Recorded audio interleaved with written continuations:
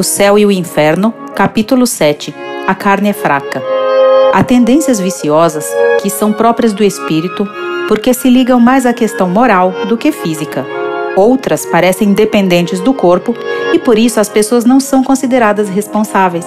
Por exemplo, o nervosinho, o preguiçoso, o exageradamente sensual, etc. Um homem não é músico porque tem a bossa da música impressa em seu organismo gratuitamente, mas possui esse dom ou tendência porque o seu espírito traz a experiência e a afinidade com a música fruto de muito esforço e aprendizado já realizados no passado. Assim, vemos que a atividade do espírito reage sobre o cérebro e sobre outras partes do organismo. O espírito é o artífice do próprio corpo.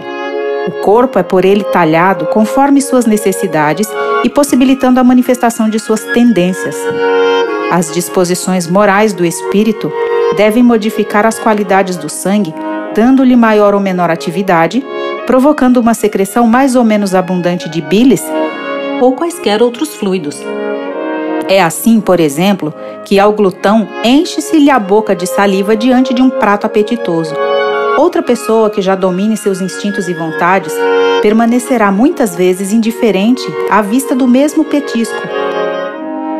É ainda por esse motivo que a pessoa sensível facilmente derrama lágrimas.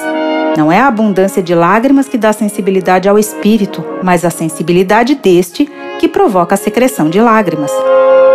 Um espírito raivoso vai estimular no corpo um temperamento bilioso, do que resulta que o homem não é raivoso porque tem muita bilis, mas produz muita bilis porque é raivoso.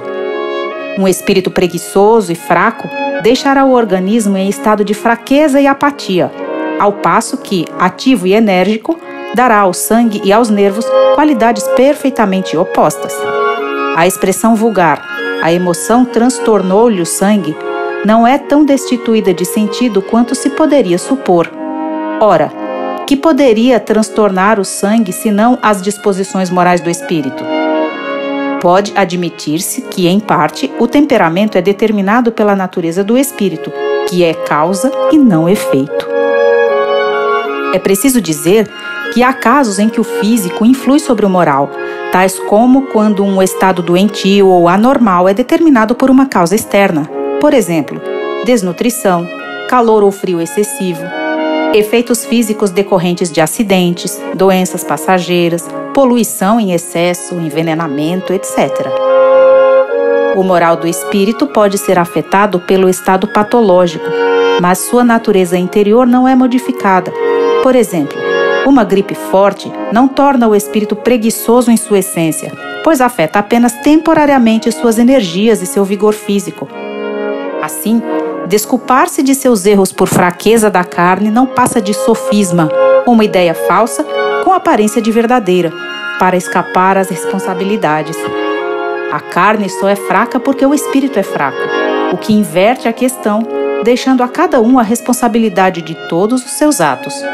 A carne destituída de pensamento e vontade não pode jamais prevalecer sobre o espírito, que é o ser pensante e de vontade própria.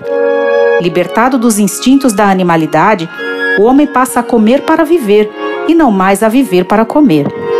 A razão nos diz que as consequências dessa responsabilidade devem ser proporcionais ao desenvolvimento intelectual do espírito. Quanto mais esclarecido for este, menos desculpável se torna, uma vez que com a inteligência e o senso moral nascem as noções do bem e do mal, do justo e do injusto.